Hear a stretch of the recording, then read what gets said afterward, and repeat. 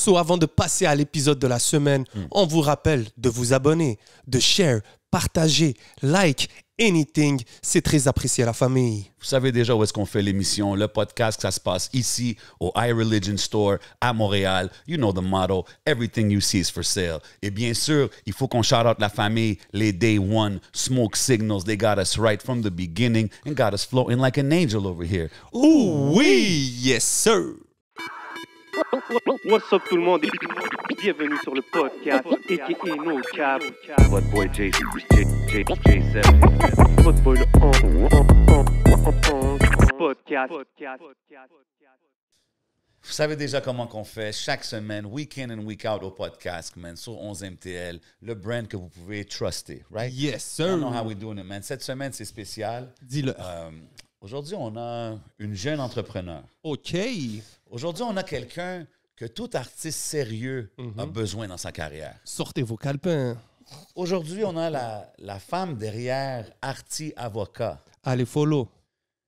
entertainment lawyer extraordinaire, Aïcha Tohri dans la maison au podcast. Sir. Voilà. Big shout out à elle, man. Ça va bien? Ça va bien, toi? Ça va super bien. Bienvenue à l'émission. Ben, merci de m'avoir invité. Ça fait plaisir. Aujourd'hui, comme que je dis, c'est un épisode, comme tu as dit, sortez les calepins, les cahiers Canada, parce que si t'es sérieux dans la game, you gotta know about le behind the scenes, puis comment ça marche. Puis, tu sais, t'es une entertainment lawyer. Comment qu'on... Avocate, en français, c'est quoi le terme? Comment tu te présentes? OK, moi, comment je me présente, c'est avocate en droit des industries créatives. Parce que je fais pas juste du divertissement. OK. J'ai des clients qui sont en divertissement, en musique, humour. C'est pas mal ça, les gros, honnêtement, musique, humour. J'ai des clients qui sont en art visuel. OK. Donc, des artistes, des gens qui ont des galeries, des art consultants, comme ça. J'ai des clients qui sont en techno. OK. J'ai des clients qui sont en marketing. OK, fait que c'est un peu de tout. Fait que comment? Ouais, mais il y a un tronc commun OK. à tout ça. C'est tous des gens qui créent. Ouais. Donc, que ce soit les agences de marketing d'influence, que ce soit les YouTubers, que ce soit les musiciens, que ce soit les mecs en jeux vidéo, c'est tous des gens qui créent. OK, c'est vraiment nice, ça. Puis comment tu choisis d'être, disons, dans cette branche-là de avocat, right? Parce que est-ce que c'est le même cheminement qu'un avocat normal? Est-ce que c'est quelque chose que... Comment ça fonctionne le droit? C'est un peu différent de la médecine. Parce qu'en médecine, il y a un moment dans tes études où tu te spécialises. OK. En droit, on fait tous la même chose. Donc, on a tous des cours obligatoires à suivre. Tu as quelques cours optionnels que tu peux prendre, puis parmi les cours optionnels, tu choisis OK. lesquels tu veux. Moi, ceux que j'avais pris, c'était droit du divertissement, propriété intellectuelle, droit des médias, des trucs comme ça. Puis après, on fait tous le barreau, on étudie tous la même chose. Puis après, la spécialisation, elle se fait quand tu pratiques. OK. Donc, c'est vraiment là que tu apprends. Fait que tu apprends as you go un peu. Ouais. Donc, pendant ton stage et pendant que tu travailles. Puis, as-tu toujours été quelqu'un, disons, fasciné par les arts, la musique, ou as-tu Ouais. déjà été artiste toi-même dans ton... J'ai toujours adoré les arts, peu importe le format, depuis très jeune. Puis quand j'ai réalisé que je voulais être avocate, je savais que c'était dans ça. Hein. Jamais je me suis dit, peut-être je vais faire du droit de la famille ou non. Pour moi, j'avais pas d'intérêt pour le droit si c'était pas pour ça. OK. Ouais. Puis c'est quelle situation? C'est quoi qui t'a dit, je veux devenir avocate puis je veux faire ça? Je pense que c'est quand j'ai découvert le concept de la propriété intellectuelle. Donc, je me rappelle, j'étais au secondaire, puis il y avait... tu vois toujours des articles sur telle personne sous tel label, telle personne pense que telle personne a copié ses chansons, etc. Puis, je lisais beaucoup l'actualité, parce que mon père m'obligeait à lire l'actualité. Et Arab Father. Et en lisant ces articles-là, j'ai réalisé qu'il y avait un concept qui s'appelait la propriété intellectuelle, donc le droit d'auteur, parc de commerce, etc. Et qu'il y avait toute une industrie qui tournait autour de ça. Puis ça, c'est vraiment comme le premier truc qui a décliqué dans mon cerveau. J'ai fait, OK, ça a l'air cool. C'est-tu quelque chose que tu vois que il n'y a pas beaucoup de monde qui choisissent, disons, cette branche-là? Je pense qu'il y en a plus aujourd'hui. OK. Mais moi, je me rappelle, quand moi j'étais à l'université, il n'y en avait pas beaucoup. Je me rappelle, il y a une situation très précise. On a un truc qui s'appelle la course au stage, qui est c'est un moment où tu essaies d'obtenir un stage. Puis pendant la course au stage, il y a toujours une semaine ou une journée où il y a plein de cabinets qui viennent à l'université dans un couloir. Puis ils sont là pour pour te vendre le cabinet. Puis je me rappelle, il y avait des cabinets qui faisaient juste de la propriété intellectuelle, puis il n'y avait personne à leur booth. Il y avait personne. Il y avait juste moi. Il y avait juste moi. On dirait que c'est un peu, je ne vais pas dire le futur, mais il y a tellement plus de créateurs maintenant, tu sais, avec les réseaux sociaux, l'accès à YouTube, tout ça. Everybody could be a creator dans un sens. Là, tu sais, fait que si ça marche, ils ont tous besoin de quelqu'un pour leur faire comprendre c'est quoi leurs droits, où est-ce qu'ils peuvent aller chercher de l'argent, toutes ces affaires-là. Absolument. C'est ce que je pense. Je pense qu'aujourd'hui, ça a changé, mais dans le temps, on avait encore le curriculum comme standard. Ouais. Où on dit, tu fais du droit des affaires ou tu fais du droit criminel ou tu fais du droit de la famille. Non, puis même dans la musique, c'était beaucoup plus... si tu es un artiste, signe un deal, sors ta musique. Ouais. Maintenant, ça a tellement changé que tout le monde sont un peu des indépendants in a way. Il y a beaucoup de plus d'indépendants que...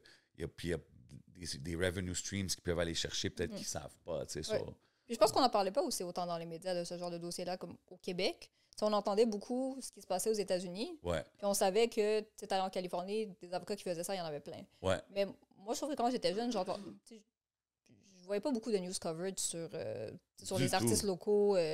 Comme ici, il n'y a jamais eu... C'est sûr qu'il y a déjà eu des histoires de gros big artists qui quittent leur label, mais on dirait qu'on n'en entend pas parler, c'est vrai. C'est vrai, on n'entend pas parler. Puis je pense que jusqu'à tout récemment, c'est parce que les médias ne pensaient pas que ça intéressait les gens. C'est comme les 11 MTL puis les podcasts qui you know what I mean, bring the behind the scenes to the front. Ouais, mais j'ai une question, tu sais, vu que tu es toujours quelqu'un qui a suivi un peu les arts, la musique, c'était quoi, qu'est-ce que tu écoutais growing up? T'es-tu une hip-hop head? T'es-tu R&B? T'es-tu... Moi, j'écoute tout. OK. J'écoute absolument tout. Et moi, après ma première exposition au hip-hop, je me rappelle, j'avais comme 7 ans. Puis je pense que j'ai acheté hip-hop R&B. J'ai demandé à mes parents de m'acheter Confessions Part 2 de Usher. Puis je leur ai demandé de m'acheter Candy Shop de 50 Cent. OK. J'avais 7 ans. Damn. 7-8 ans. Ils ont dit oui? Ouais, mais mes parents m'ont jamais jugé pour la musique que j'écoutais. Tout le monde, mon père s'entraîne sur du Kanye West. Ah ouais, OK. Ouais. OK, I respect it. Puis c'était comment de grandir là? Tu disais que ton père te faisait étudier et te faisait lire l'actualité et tout. Ouais. D'où... c'est quoi un peu c'est quoi l'inspiration, l'influence que tes parents ont eue sur ton choix de carrière? J'avais des parents relativement stricts niveau éducation, surtout mon père. Shout out parce qu'il va sûrement regarder ça. Shout out Pops. Ça fait en sorte que on m'a beaucoup poussé à lire les journaux tout le temps, à lire beaucoup, à faire les mots croisés, tout ça, puis veut pas. Quand je suis chanceuse parce qu'honnêtement, je n'essayais pas ça tant que ça en lire, etc. Mais quand tu es constamment dans ce genre d'environnement-là, ça fait que tu apprends très vite et tu apprends beaucoup de choses. Tu apprends beaucoup de choses parce que you don't know what you don't know. Puis c'est en lisant que tu apprends. Mm-hmm. Puis je pense en lisant l'actualité, parce que souvent, les jeunes, ils vont dire qu'à l'école, quand tu me dis X plus Y à la 2, tout ça, comme où est-ce que je vais utiliser ça? Tandis que quand tu lis l'actualité, c'est des affaires que éventuellement you grow up and you work in these kind of things, right? Oui, puis c'est important de savoir ce qui se passe dans la société dans laquelle tu vis. Moi, aujourd'hui, je rencontre des gens, c'est peut-être de ma génération ou un petit peu plus vieux que moi, puis tu leur parles de politique québécoise, puis passé une certaine année, ils ne savent plus rien. Puis je pense à mon père, qui n'a pas vécu toute sa vie ici, ça fait peut-être 30 ans qu'il est ici, qui connaît des trucs sur la politique québécoise avant qu'il arrive ici. C'est fou, hein? Moi aussi, man, c'est comme ça. Mais je pense aussi que c'est une affaire générationnelle, peut-être, que back in those days, était vraiment... surtout dans les pays arabes, là, c'est comme la politique, c'est très intense. Là, fait que je pense qu'en venant ici, ils adaptent un peu cette mentalité ici. Mais ouais, c'est vrai que moi, je pense que c'est une bonne façon de to learn. Comme c'est un peu... on avait reçu Zach Zoya, puis lui, il nous disait que growing up, je pense jusqu'après son secondaire, il n'écoutait pas de télévision. Fait que tout ce qu'il faisait, c'était il lisait les games des Canadiens, il lisait dans le journal, puis il était comme my imagination, it helped everything. C'est ce que je veux dire. Fait que je trouve ça intéressant de faire ce genre de choses-là. Puis en parlant d'artistes, y a-tu des artistes qu'on connaîtrait, que tu représentes, avec qui tu travailles? Oui, ceux que je peux nommer, il y a Salimo. Big shout out la famille Salimo. Friend of the show. Yes, sir. Lebza, Yes, sir. Lebza, of course. il y a Rosalvo. Nice. Frank. OK. Il y en a OK, quelques-uns, fait que le répertoire, il est là. Honnêtement, j'ai commencé à avoir des clients hip-hop, je pense, après une entrevue sur Culture. OK, Amazing. nice. Puis là, tout d'un coup, alors, je pense que 80% de mes clients en musique, c'est des gens. Mais t'as vu, mais c'est ça que je veux dire. Comme je pense, peut-être qu'il y en a plusieurs, mais je pense que c'est important justement de faire ces plateformes-là Oui. parce que tu t'exposes à un public ou à des artistes qui ne savent même pas que tu es là à leur disposition. Absolument. Anyway, tu sais ce que je veux dire? Ouais. OK, puis comment que c'est travailler dans le monde hip-hop ici au Québec? Je suis curieux. Est-ce que tu peux comparer ça au monde littéraire? Ou est-ce que tu as travaillé avec des influenceurs? Ou... Ouais, moi, je trouve ça super relax. OK. Honnêtement, je suis vraiment chanceuse d'avoir des clients qui ils aiment ce qu'ils font, ils sont sérieux dans ce qu'ils font, Ouais. mais c'est aussi des gens qui écoutent. C'est des gens qui n'ont pas peur de demander conseil, puis qui n'ont pas peur d'apprendre. 100%. Puis ça, quand tu es quelqu'un qui passe sa vie à te donner des conseils, c'est vraiment C'est cool superbe. de voir que c'est du monde qui va Ouais. apprécier ça. Non, puis c'est ça, comme j'ai dit dans l'intro, c'est pour tous les artistes qui sont sérieux dans le game parce qu'il y a plusieurs artistes, mais c'est les artistes qui sont sérieux qui vont toujours penser un peu plus loin de voir qu'est-ce que je peux faire ou jusqu'à où je peux aller. Puis... Mais des fois, peut-être les artistes qui leur fait peur, c'est avocat, c'est quand même un terme sérieux. Mhm. Après ça, peut-être qu'ils pensent, yo, c'est cher un avocat. Il y a deux Donc- trucs. Moi, je sais que souvent, il y a des gens qui me parlent pour la première fois puis ils disent « Je sais pas comment commencer cette conversation-là parce que j'ai jamais parlé avec un avocat de ma vie. » Ouais, genre, est-ce que tu me charges à partir de Live, maintenant? Je suis genre? comme- Ça me coûte combien? mais même s'ils savent que je les charge pas ou ils se disent « Je sais juste pas comment m'adresser à un avocat. » Puis moi, je suis comme n'importe qui d'autre. chill. Là. Non, mais Tu c'est ça, fais ça- juste parler puis ça va être correct. Fait que je sais qu'il y a cette peur-là. Puis après, c'est sûr que avant de contacter, il y a la peur de « Ça va me coûter combien? Est-ce que j'en ai vraiment besoin? À quoi ça Ouais. sert? » Mais ce que j'allais te demander, c'est à quel point dans la trajectoire, disons, d'un artiste, tu penses que c'est the best time d'avoir les services d'une avocate comme toi? Je pense que ça dépend vraiment du type de trajectoire que tu as dans ta carrière, parce qu'il y a des gens qui... Mais là, c'est dans C'est le rap. eux We que- want to go straight to the top, you know what I'm saying? Non, parce que je veux dire, il y a des gens qui vont dire, moi, je veux être signé à un label. Ouais, OK, ouais. Moi, je vais être signé à un label. C'est sûr que si ça, c'est ton but, puis que c'est un des first steps que tu recherches, ben là, je vais te dire, à partir du moment où on t'offre un contrat, ça, c'est le moment où tu devrais T'as besoin de aller... parler à Tu quelqu'un. devrais le plus aller chercher quelqu'un. Il y a des gens qui vont dire, moi, je veux être indépendant. Ouais. Je veux faire mes trucs, j'ai pas besoin de personne. Mais là, il y a le moment où aller chercher un avocat, je pense, arrive plus tôt. C'est ça, j'allais Parce dire. qu'il ouais. y a toute une structure, tout d'un coup, à laquelle tu dois penser, qui n'existe pas quand c'est quelqu'un d'autre qui distribue, qui fait la promo, etc., à ton label. Parce que là, tout d'un coup, tu es comme, OK, est-ce que tu t'es inscrit à la SOCAN, à la SOPROC, à toutes les sociétés de gestion collective? OK. Est-ce que tu veux faire tes trucs seul ou est-ce que tu veux signer d'autres artistes? Tu veux peut-être te partir à un autre label, signer d'autres artistes. OK, c'est quoi la meilleure structure pour ça? Donc, il y a des questions qui wow. arrivent plus tôt, comme avec ce Puis genre toi, de tu peux, parcours. tu peux comme accompagner, entre guillemets, l'artiste dès le début là, de ce que tu me dis. Là. Ouais. Wow, that's pretty cool. OK, that's interesting. Puis quand on parle justement de, tu sais, c'est abordable, c'est pas abordable, Ouais. ça, j'imagine que ça dépend de chaque avocat aussi. C'est sûr. Mais tu sais, comment ça marche? C'est-tu un one-time fee? C'est-tu Mm-hmm. par heure? Comment que, juste pour les gens qui ne savent pas. Ouais. Comme tu disais, il y a des avocats à tous les niveaux, puis il y a des avocats à tous les prix. Ouais. Mais les modes de facturation qu'on utilise en droit, c'est à l'heure ou au prix fixe. OK. Donc, c'est soit on va te facturer à l'heure, puis tu payes pour les heures que j'ai passées sur un mandat, moi ou d'autres avocats, ou il y a on va évaluer combien de temps ça va prendre, par exemple, pour rédiger un contrat, puis on va te donner un prix fixe. On va OK. dire, par exemple, c'est 700 $ pour un contrat. Ça va être ça le prix. Puis à chaque mandat, on va réévaluer, puis on va dire, pour tel mandat, c'est ce prix-là, pour tel mandat, c'est OK, ce prix-là. nice. Donc ça, d'habitude, il y a aussi des gens qui facturent à l'abonnement, donc au mois. Mais je te dirais que ça, j'en ai moins vu en divertissement, musique, etc. À l'abonnement. Shit. OK. Smart puis- model. Ouais. Et pour toi, par exemple, comment ça fonctionne? Est-ce qu'il y a si quelqu'un en ce moment nous écoute, il se dit, ben, par exemple, moi, je veux travailler avec Aïcha, est-ce Ouais. qu'il faut qu'il t'écrive un email, puis à chaque personne, tu leur envoies tes prix, ou bien est-ce que, par exemple, tu as un site Internet, Mhm. ou est-ce que tu as tous tes prix puis tes services? Non, donc sur le site, il y a les services, il n'y a pas les prix, Mhm. parce que ça dépend vraiment du travail à faire. Donc, Ouais. moi, d'habitude, si quelqu'un veut me parler avant de m'engager, ça, je ne charge jamais pour ça. Donc, c'est juste, je veux en savoir plus sur...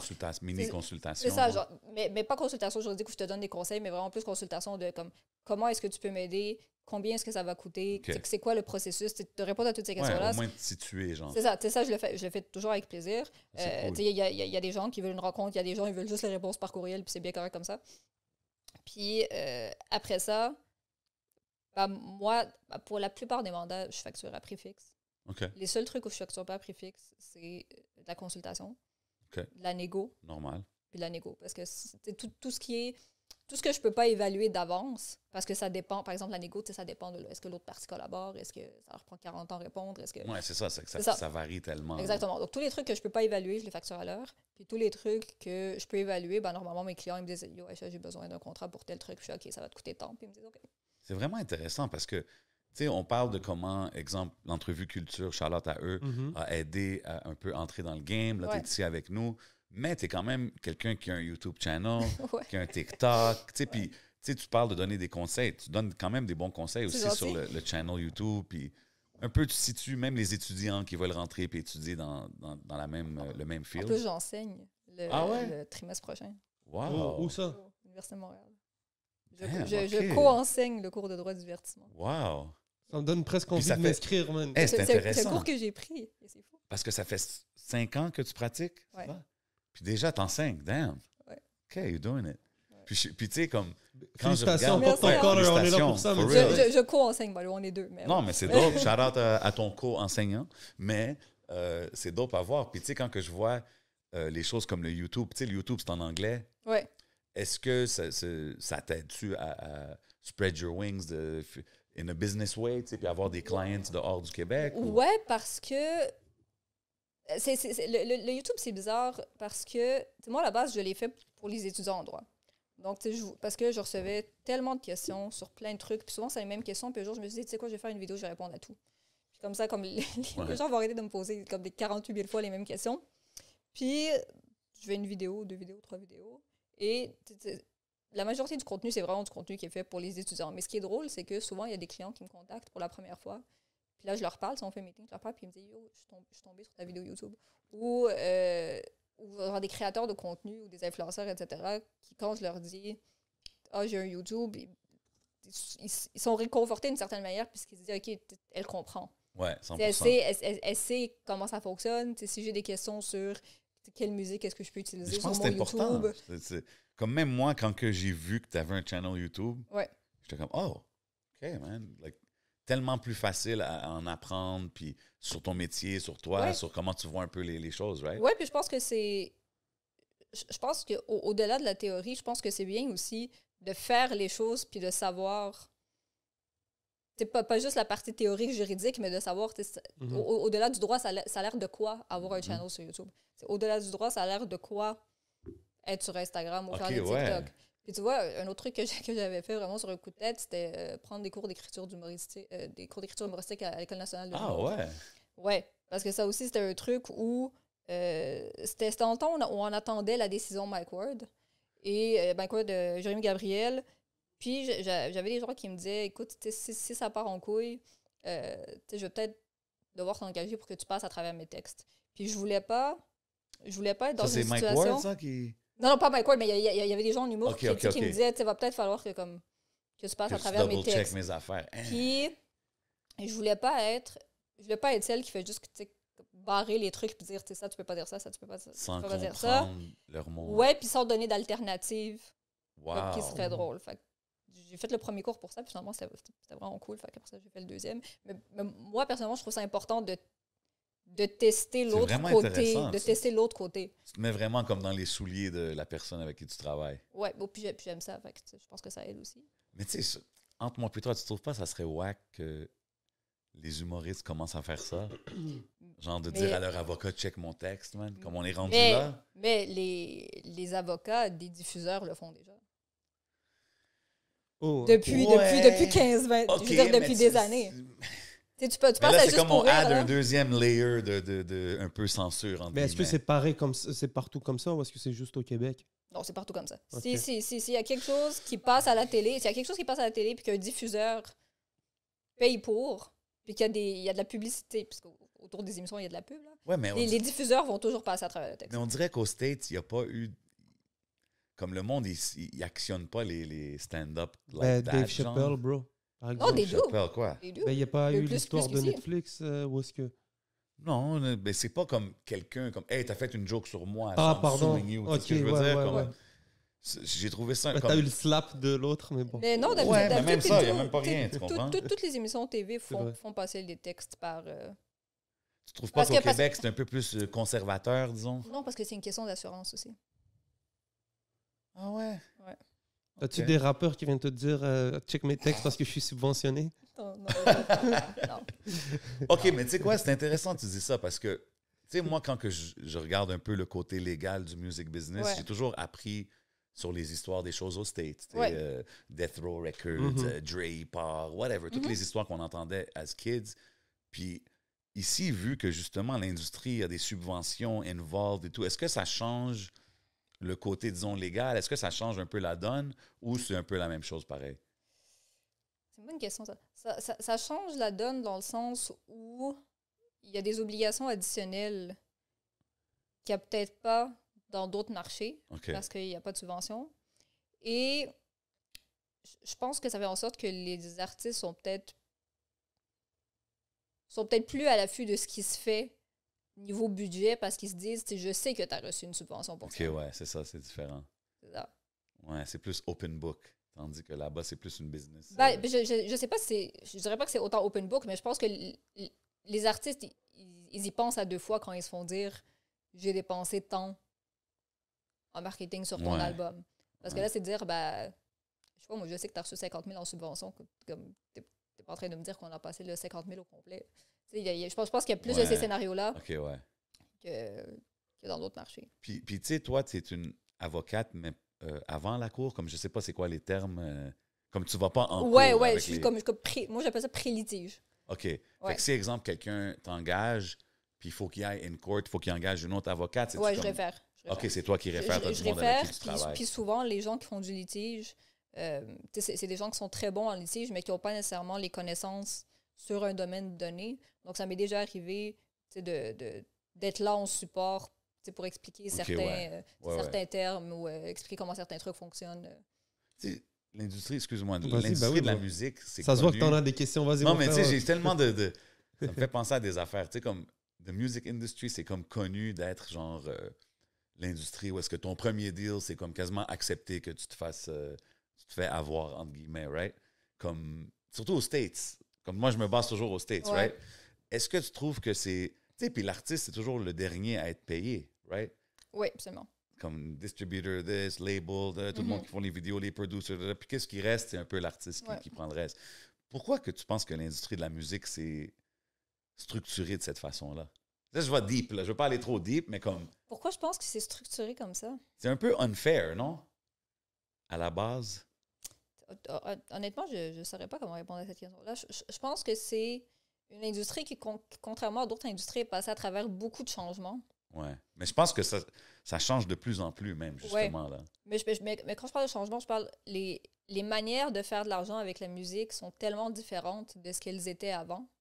Et je pense que quand on met des acteurs d'une industrie dans une situation où ils voient à chaque jour que leur revenu baisse, je pense que c'est là que le greediness commence. Ouais. Et J'essaie d'avoir du plus- contrôle Ok. un C'est peu. ça. Et plus tu as de poids, plus c'est facile d'être greedy. Puis là, je suis pas en train de dire que ici, ça l'est plus que dans d'autres marchés, Non, etc. Mais je pense que c'est ça. Je pense que c'est une industrie qui a constamment été challengée, beaucoup plus que d'autres industries, sur comment ils faisaient les choses. Puis quand à chaque fois, peut-être ton pain, ton beurre est menacé, ben, je pense que On dirait, no matter what, à travers les années, ils trouvent toujours une façon de monétiser, genre, dans l'industrie de la ouais, musique. monétiser, mais quand tu regardes en dollars ultimes qui rentrent, c'est moins. Non, c'est sûr. C'est toujours Avec moins. le streaming puis tout, ça a tout changé, là. C'est ça. OK. Puis- Est-ce que ça. Ouais, vas-y. J'allais dire, puis aussi le truc, tu sais, quand on disait l'artiste est toujours le dernier payé, je pense qu'il y a aussi, je pense que ça, c'est aussi parce que on mise beaucoup sur le, comment je peux appeler ça, les paillettes autour de l'opportunité. Donc, de dire, il y a toujours quelqu'un qui va vouloir avoir l'opportunité de signer avec nous, qu'on soit là derrière lui pour bâtir une carrière. Et le fait qu'il y ait tellement peu d'élus, ça fait en sorte que les artistes acceptent Ouais. des trucs qui sont pas nécessairement acceptables. Et que, tu sais, moi, j'ai déjà eu cette conversation-là avec des avocats dans d'autres industries qui me disaient, ce genre de clause-là, dans d'autres industries, je veux dire, on te rirait au nez. Ah C'est ouais, si on hein? voyait ça dans un contrat. Quel genre de clause? Les clauses sunset. Avec les managers, genre? Oui, les clauses sunset. Donc, les clauses sunset, là, pour ceux qui ne savent pas c'est quoi, c'est des clauses dans des contrats de représentation. Et en fait, ça dit qu'après la fin de ton contrat, tu vas continuer à payer une commission Au gérant, genre. à ton ancien gérant, en fait. Mais ça, c'est quand même comprenable, right? Parce que si moi, je travaille avec un artiste puis Ouais. j'ai travaillé 10 ans sur sa carrière, Ouais. ça se peut que dans 3 ans, il y ait un deal que moi, j'ai travaillé dessus, right? Oui, mais il y a différentes manières de structurer une clause sunset. Il y a des clauses sunset que c'est si c'est de l'argent qui vient d'une opportunité sur laquelle on a travaillé pendant qu'on était ensemble, là, j'ai ma commission. OK. Ça, c'est un truc. Ouais. Il y a des clauses que c'est tout l'argent qui rentre. Shit. Je veux une commission dessus. Puis après ça, il y a des durées de clause sunset. Moi, j'ai vu des clauses sunset où the sun wasn't setting ever. Forever. Ouais, ouais. Perpétuité, genre. Oui, absolument. Il n'y avait pas de fin à la clause sunset. Là, je dis en musique, mais il y a ça en humour, il y a ça OK, dans d'autres puis domaines. puis quand tu vois ça, puis disons, l'artiste a signé ça, qu'est-ce qu'il peut faire? Est-ce qu'il peut s'en sortir d'une chose comme ça? Parce qu'à Ça la fin, dépend. l'artiste le signe, right? Like, I mean... Oui. Mais là, il y a différents trucs. Il y a la théorie puis il y a la pratique. Il y a des gens qui font signer ça puis qui font jamais le follow-up puis que c'est correct. Mais il y a des artistes qui le signent puis où ils sont pris avec des labels ou avec des crazy. labels qui sont leurs managers et qui veulent continuer à recevoir cet argent-là. Puis là, ben, la cinquième question de engager un avocat, essayer de sortir du contrat si possible, etc. Tu me fais penser à quelque chose. Tu sais, back in the days, Prince, il a changé son nom, genre. Ouais. Puis c'était plus Prince, c'était juste un logo. Genre, ça, c'est mon nouveau nom. Mhm. C'était-tu pour une raison comme ça que, genre, il fallait qu'il se sépare de quelqu'un? Honnêtement, j'en ai aucune idée. En tout cas, Le ça, case c'est Prince. un gros case. OK, Gros OK. case. Moi, j'avais une question. Tu as dit que quand vous étudiez, c'est après ça que vous vous spécialisez. Ouais. Comment tu sais c'est quoi un bon contrat quand c'est un mauvais contrat quand tu commences? Est-ce que vous avez des exemples? OK. Ça, c'est une super bonne question parce que, tu sais, je disais, on se spécialise quand on pratique, mais juste avant, on fait un stage. Et la vérité, c'est que pour la plupart des avocats, le stage qu'ils font n'a aucun lien avec leur carrière plus tard. OK. Puis, tu vois, comme moi, j'ai fait, je ne vais pas dire que ça n'a aucun lien, mais moi, j'ai fait mon stage dans une compagnie en technologie de l'information, en techno. OK. Donc, tu sais, j'ai vu du contrat. On faisait du contrat, puis c'était pas du contrat de divertissement, mais tu sais, j'ai vu du contrat. Donc, déjà, voir des contrats à la journée longue, puis voir un processus de négociation dans une business et tout, ça t'aide déjà à savoir ça a l'air de quoi un bon contrat. Donc, tu as comme la base de ça a l'air de quoi un bon contrat. Là, après, tu as les pratiques dans les industries. Que ça, à part si quelqu'un te le dit, ou si tu le lis à quelque part, you don't know. Ouais. Tu le sais pas. Puis ça, honnêtement, faut que tu sois curieux. C'est important, là. Faut que tu ça que tu sois curieux. Faut que tu trouves l'information dans des livres de doctrine juridique. Faut que tu consultes des avocats plus vieux que toi qui ont déjà fait ça. Dans beaucoup de situations, c'est pas un... Ou que tu réseautes aussi? peut-être? Oui, exactement. Mais dans beaucoup de situations, c'est pas un straight case de comme la réponse va toujours être dans un livre. C'est ça. Interesting. Puis surtout qu'avant, dans ces domaines-là, il y avait très peu d'ouvrages sur ces industries-là. Tu avais des trucs sur le droit de la famille criminelle, etc. Mais il y avait très peu de livres, peut-être il y a 10 ans, sur Mhm. c'est quoi un pourcentage normal dans un contrat de licence en musique. Ouais. Je me rappelle, par exemple, en 2016, je m'initiais un peu au management et tout. Ouais. Puis je cherchais vraiment des sources d'informations. Puis comme je trouvais pas, Mhm. puis à un moment donné, le seul que j'ai vraiment trouvé, c'était Everything You Need to Know About the Music Business. Ouais. Je pense que c'est un livre que tout le monde Ouais. connaît moindrement. Après ça, j'ai trouvé une version comme canadienne. Mhm. Je l'ai donné en cadeau à l'artiste avec qui je travaille. Mais c'est un Ah. livre que j'aurais aimé. C'est Stills Oui. qui est hyper... Puis l'affaire que je voulais te poser comme question, c'est est-ce qu'il y a une grosse différence vraiment entre le marché, par exemple, québécois puis le marché américain? Ça veut dire, si toi, ce que tu as étudié, est-ce que c'est valable aussi aux States ou c'est deux choses totalement différentes? Ouais. Comment les sites en droit fonctionnent, c'est que, ou comment les permis en droit fonctionnent plutôt, c'est que ça se fait vraiment par territoire. Donc, tu sais, quand tu obtiens un permis pour pratiquer, par exemple au Canada, tu l'obtiens dans une province. OK. Tu passes ton barreau dans une province. Puis si tu veux l'avoir dans une autre province, ben là, il faut que tu passes ton barreau dans une autre province. Ah, OK. Puis au Canada, on a un double système. On a un système, au Québec plutôt, on a un système de droit civil pour tout ce qui est relations entre les gens, tous ces trucs-là. Puis on a un système de common law pour le droit criminel, notamment. Et ça fait en sorte que pendant longtemps, quand tu avais un diplôme québécois de droit civil, puis que tu voulais aller avoir un permis dans une province de common law, ben, il fallait que tu fasses 1 an de plus de common law pour avoir ton permis. Là, aujourd'hui, depuis tout récemment, tu peux avoir ton permis en Ontario juste avec un bac de droit civil québécois sans problème. Mais la loi, elle est différente. La loi civile est différente de province en province. Et même, si tu prends les États-Unis, d'État en État. Ouais, C'est intéressant, man, parce que, tu sais, quand tu dis, moi, je me rappelle toujours, tu sais, encore une fois, je me base sur les States, mais comme ton management ne peut pas être, disons, même que le label. Oui, ça, c'est conflit d'intérêt, ça. Ça, c'est quelque chose que je vois ici, au Québec. Ouais. Puis j'en ai parlé, comme on a reçu des label heads ici, tu sais, puis quand que je le bring up, tu sais, la réponse que j'entends, c'est différent ici, c'est un petit marché, puis là, je suis comme, OK, tu sais, je connais pas, je suis pas assez deep là-dedans pour savoir, mais toi, de ton côté, comment tu vois ça? Tu trouves-tu que c'est un conflit d'intérêt? Moi, j'ai... The hard questions here at Podcast. Moi, j'ai un inconfort avec le fait de bâtir une équipe où le pouvoir est centralisé à un endroit. J'ai vraiment beaucoup de difficultés avec ça. Puis on le voit, ça, dans le divertissement de plusieurs façons. On le voit avec les labels qui, comme on le disait tantôt, ont perdu beaucoup d'opportunités de monétisation et donc essayent d'avoir le plus de revenue stream possible avec leurs artistes. C'est pour ça qu'on a des 360. Ouais. Et donc, il y a ça. Puis on les voit. T'as un artiste, son éditeur, c'est son manager, c'est son label, c'est son producteur de spectacle, etc. Il y a ça. Puis il y a aussi un autre truc que je vois beaucoup, c'est les gens qui ont le même avocat que leur manager ou que leur label. Ça, moi, j'ai un inconfort. Parce que c'est pas toujours des situations de conflit d'intérêt. T'sais, quand tout va bien, souvent, c'est pas des situations de conflit d'intérêt. Okay. Ce qui va arriver, c'est, par exemple, ton manager a un avocat. L'avocat va t'aider à négocier un contrat que ton manager est en train de négocier pour toi. Et donc, dans ce cas-là, il va te représenter. Le problème, c'est que le jour où c'est plus ton manager, you have to find a new one.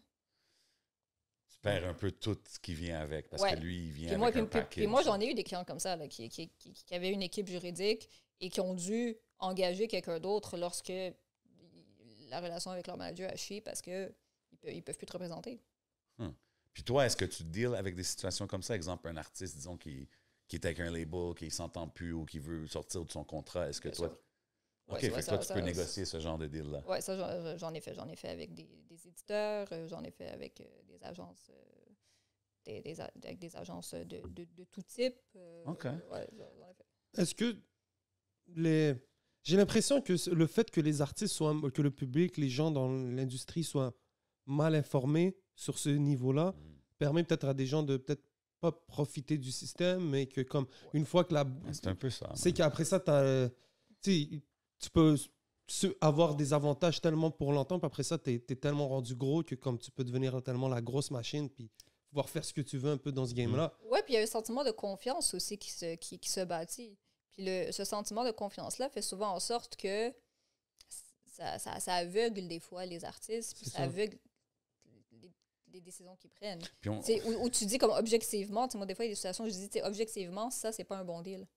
Puis on me dit mais je l'aime. Ou ma relation avec cette personne est bonne. L'industrie de la musique, c'est tellement une industrie, c'est pas comme si tu t'en vas acheter une franchise d'un restaurant, tu comprends, comme c'est basé sur tes rêves d'enfance, toutes ces choses-là qui viennent en dedans, que je pense que c'est plus facile à « Hey, sign right here », puis tu vas « I'll make your dreams come true » dans un sens, tu sais, fait que ce que je voulais te demander, c'est quoi que tu dirais par rapport aux artistes d'ici que tu vois, les plus grosses erreurs que tu vois, disons? Erreur numéro 1, de ne pas lire ses contrats. Honnêtement, ça a l'air con comme ça, mais le nombre de personnes qui ne lisent pas les contrats en 2000? absolument. OK, ça, je suis surpris, honnêtement. Absolument. Ça OK. fait moins peur qu'on le pense. Des fois, Puis- on pense qu'un contrat, c'est... Mais yo, c'est hyper comme... Si tu prends le temps, là, c'est Oui, pas absolument. chinois, là. Ouais, mais des Puis- fois, je peux comprendre que c'est compliqué à comprendre, des Ouais. fois. Mais tu vois, puis je veux juste préciser, je parle pas juste de petits artistes. Là. Moi, il y a des artistes que j'ai connus qui avaient des carrières gigantesques et qui, quand finalement ça a chié avec l'argent et tout, m'ont dit j'ai jamais lu un Wow. seul contrat que j'ai signé. Et donc, c'est vraiment plus commun OK, qu'on pense. mais quand tu dis jamais lu, ça veut-tu dire, moi, je ne l'ai pas lu personnellement, mais mon avocat, là, c'est Non. lu ou personne? Non, c'est le manager ou les avocats du manager. Wow. Mais tu sais, Ok. jamais quelqu'un d'impartial. Ça, c'est le deuxième truc. Je pense que la plus grosse erreur que les artistes font, c'est de ne pas s'entourer de gens qui n'ont pas d'intérêt dans leur carrière. Ça, moi, je le répète souvent. Super important. Moi, je le répète souvent. Je le dis à mes clients, je dis, moi, tu m'écoutes pas, je suis payé à la fin de la journée. Ouais. Ma rémunération ne change pas selon si tu m'écoutes, si tu m'écoutes pas. J'ai aucune raison So, de pay te attention, mentir. genre, Non, ouais. mais j'ai aucune raison de te mentir ou j'ai aucune raison de te donner des conseils plus, tu sais, qui vont t'amener plus d'un côté que l'autre parce que j'ai aucun avantage à le faire. Puis je pense que c'est important de s'entourer de gens comme ça que leur rémunération ne dépend pas de toi. De te dire, tu sais, c'est pas je vais faire un pourcentage sur toi si tu obtiens tel deal ou si tu signes tel deal. ouais. T'sais, moi, j'ai des clients qui m'ont engagé puis finalement, ils l'ont pas signé le deal. Donc, Ouais, mais à la fin, it Ouais, is c'est what ça. it is. It is what it is. OK, Ouais. c'est intéressant, ça. OK, fait que tu dirais c'est ça, pas lire les contrats? ouais. Ouais. Puis comment tu trouves, souvent dans la game, moi j'appelle ça homie management, là, tu sais, comme, parce que souvent dans le hip-hop, surtout Ouais. quand c'est des jeunes qui commencent, ils connaissent pas, tu sais, Absolument. on essaye, nous, ici, d'éduquer le plus possible, Ouais. tu sais, pour que les jeunes y aillent. Moi, j'étais un peu une homie feuille de route. management, man. Mais il y a beaucoup Oui, de ça dans absolument. la game. Puis ça peut être bon, ça peut être mauvais. Ouais. Comment tu vois ça, toi, du côté comme. Moi, je pense pas que c'est nécessairement mauvais, mais je pense qu'il faut avoir les bonnes personnes qui sont au homie management. Ouais. Parce que j'ai vu des gens, là, je vais utiliser le même terme que toi, les homie management, des gens qui, I like that. tu sais, vraiment, qui vraiment... Peux-tu l'utiliser dans un case, genre, un moment donné? Juste? Puis me shout out. Écoute, je vais mettre Ok. ça dans un courriel, Bon, je vais cool. envoyer ça. Mais, Nice. tu sais, j'ai vu des situations où c'est les proches qui font le management de certains artistes, mais qui sont, tu sais, qui ont faim à apprendre, Ouais, non, c'est qui ça. ne pensent pas tout savoir, puis qui vraiment travaillent pour l'artiste et pour le bien de l'artiste. Puis ça, honnêtement, c'est superbe. Mais je pense que c'est important d'avoir des gens qui sont prêts à apprendre. Qui sont aussi passionnés de l'industrie, disons, comme que l'artiste est passionné Oui, de sa absolument. Absolument. Ouais. Puis qui veulent être impliqués et qui sont capables de mettre leur ego de côté. musique. I like that. I like that. Qu'est-ce que tu aimes le plus de ton métier? Les gens que je rencontre sont cool. C'est quoi le pire côté de ta job?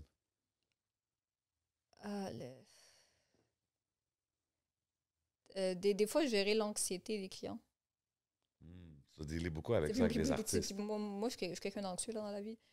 Mais en plus, quand tu as l'anxiété de quelqu'un dans tes courriels qui est comme qu'est-ce qui se passe, qu'est-ce qui se passe, qu'est-ce qui se passe, qu'est-ce qui se passe, t'es comme je comprends. Mais tu dois respirer. Mais je comprends. Mais tu respires. Puis ça je pense que pour quelqu'un qui n'est pas anxieux, ce serait peut-être plus facile à gérer. Mais moi, je suis anxieuse. Mais c'est ça, je me dis, comme quelqu'un qui est anxieux, c'est pas difficile d'être dans cette business-là, comme d'être être avocate, comme il me semble que c'est un stressful job, non? Ouais, mais je pense pas que ce serait tant différent que ça dans une autre job. Tu sais, je pense pas que j'aurais zéro anxiété dans une autre job. OK. Au moins, j'aime ce que je fais, j'aime les gens que je rencontre. Puis c'est toujours vraiment gratifiant quand quelqu'un te dit, à la fin d'une consultation ou à la fin d'une révision de contrat, tu te dis merci d'avoir pris le temps de m'expliquer tel truc ou merci de m'avoir dit de m'inscrire à tel truc parce que là, il y a tout d'un coup, il y a un chèque qu'avant je ne recevais pas. C'est ça, tu sais, tout d'un coup, il y a des redevances Soproc que je connaissais pas, puis maintenant, ces redevances-là, elles rentrent, puis comme, honnêtement, c'est des bons montants, là, les redevances Soproc. Donc ça, c'est toujours réconfortant. Pour ceux qui savent pas, c'est quoi les redevances Soproc? Les redevances Soproc, c'est les redevances sur les masters, en fait. Donc, c'est les redevances qu'on donne aux producteurs. OK. Ouais. Interesting. Donc, ça, habituellement, c'est les redevances que quand c'est un label qui a été master, d'habitude, c'est le label qui a ces redevances-là. C'est ça. Est-ce qu'il y en a beaucoup de ce genre de deal-là? De comme... J'ai entendu parler que c'est comme si les labels achètent les masters. Ils vont vers un artiste et disent, moi, je prends tout ton... je prends tout ton catalogue, je te donne une somme d'argent. Je te dirais qu'ici, je vois pas ça tant que ça. Les deals que tu vois le plus, là, c'est des deals de prod, c'est des deals de licence. Les deals de licence, c'est souvent des deals où l'artiste a déjà du stock de prêt. Mais ce dont il a besoin, c'est juste quelqu'un pour faire comme mixing, mastering. Puis le sortir, genre. Exactement, puis la Mise en promo. marché. Puis la promo. OK. Donc, tu sais, c'est moins de support au niveau production. C'est beaucoup, beaucoup moins de support au niveau production. Puis dans ce cas-là, l'artiste garde ses masters. Exactement. Ouais. L'autre type de deal que tu as, c'est vraiment, c'est un deal de prod, donc où vraiment, c'est le label qui finance tes masters. Donc, c'est eux qui sont là pour payer pour le temps du studio, c'est eux qui sont là à te connecter avec des producteurs, puis qui vraiment prennent le risque financier de créer ces masters-là. Puis, dans cette situation-là, habituellement, il n'y a pas de contenu qui est déjà prêt. On prend vraiment un artiste dès le début, puis on essaie de le bâtir. Basically, c'est lui qui paye, qui own le master, genre, à la fin. Ben oui, exactement. Comme légalement, c'est ça le concept. C'est la personne qui prend le risque financier. Puis, tu sais, les deals, exemple d'artistes, des deals de production, comme Ouais. tu dis, y a-tu des standards sur... Parce que des fois, quand on mentionne ça, tu sais, exemple, aux States, c'est beaucoup plus ouvert. On dirait comme, I signed a 3-album deal avec une option. Ici, on dirait, si je demande ça aux artistes, des fois, c'est comme, on va pas en parler. Ouais. Ici, y a-tu un standard sur ça aussi ou ça varie beaucoup sur le type de deal? Au niveau des modalités, le nombre d'albums, etc., honnêtement, ça varie. Ça, c'est vraiment ce que tu négocies. Il y a des gens qui se négocient un album, une option. Il y a des gens qui se négocient deux albums, deux options, etc. Par contre, au niveau de la rémunération, je te dirais que ce qu'on voit beaucoup, beaucoup au Québec, c'est 50-50 sur net. OK. Donc, 50-50 sur le profit après récupération des dépenses. Ben, et d'une avance, s'il y a une avance. c'est ça aussi, parce qu'aux States, il y a souvent comme la grosse avance. Il y a très souvent des avances. Signe un deal, tu as $1 million advance, mais ça, il faut que tu le recoupes, right? Faut que tu Oui, il faut que tu le recoupes, mais il ne faut pas que tu le rembourses. OK, Il y a un concept différent. Ça veut dire l'argent que tu vas générer, Oui, mais si tu ne génères pas, tu exactement. dois rien après. Exactement. Non? OK, interesting. Mais ça, c'est-tu de l'argent que tu génères dans ta vie ou seulement avec la musique? Façon de Avec dire, ce moi, projet. Non, c'est sur ce projet-là. ça veut dire, moi, je suis un artiste rappeur, j'ai reçu une avance de $1 million. Ouais. OK, mais après ça, mon album, c'est un flop. Tu Ouais. comprends? Ça l'a Donc, fait 300 000. Ça fait 300 000. Ouais. Là, ça veut dire que j'ai un 700 000 que j'ai accumulé. Ouais. Là, si je décide de devenir avocat, Ouais. ça veut dire l'argent que je fais en tant qu'avocat, il ne touche Ben pas. non. Non, non, absolument pas. Par contre, ce qui arrive C'est pas souvent, si mauvais. façon Non, de mais dire. tu pourras pas. L'affaire, c'est que si tu as un deal de 3 albums, c'est ça. là, t'es stock. Tu sais, souvent, ce qu'ils vont faire, en fait, c'est qu'ils vont... Il y a beaucoup de... Dans les deals 360 et tout, souvent, ce qu'ils font, c'est qu'ils vont recouper sur d'autres streams de revenus. Donc, tu ils vont... deviens acteur. Non, mais genre, on va prendre Ils vont faire du sur... merch. Ils vont faire du... non, on va prendre sur ta merch, on va essayer de se recouper à travers tes spectacles. Donc ça, il y a des deals comme ça. Où on dit, si on n'est pas capable de se recouper là-dessus, on va se recouper sur tes autres trucs. Est-ce qu'ici au Québec, quand on parle de deal de production, c'est-tu des 360 en général? Non, pas toujours. Pas toujours, mais c'est vrai qu'on voit beaucoup de surtout prod édition spectacle. OK. Ouais. OK. Y a-t-il une association d'avocats créatifs au Québec? Ou est-ce que tu es toute seule dans ton coin? Ou est-ce que vous vous parlez? Artie avocat, you know what I'm saying? Non, Holler je at them. ne suis pas toute seule. Il y a des associations d'avocats, puis on fait de la formation ensemble et tout ça. Il y a la JAVA, l'Association des juristes pour l'avancement de la vie artistique, je pense que c'est comme ça que ça s'appelle.